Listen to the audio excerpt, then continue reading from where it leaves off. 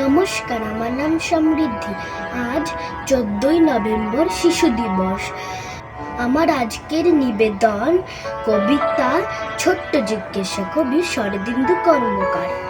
ব্যাগটা আমার বড্ড ভারী, কাঁধে বড্ড ব্যথা।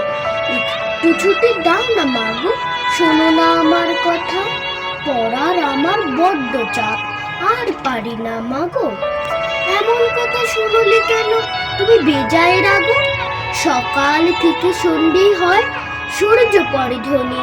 পড়তে পড়তে ঘুম আসে মা, নাও না একটু কোলে।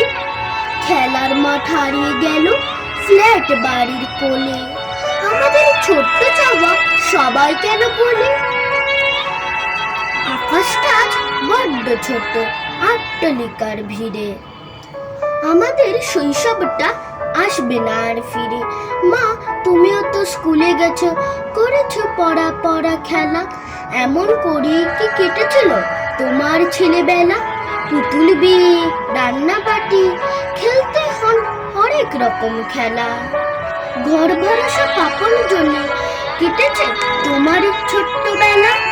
ফিরিয়ে আমায় দেবে মাগো তোমার শৈশবটাকে। বুকের মাঝে রাখবো ধরে, যত্ন করে তাকে। নমস্কার।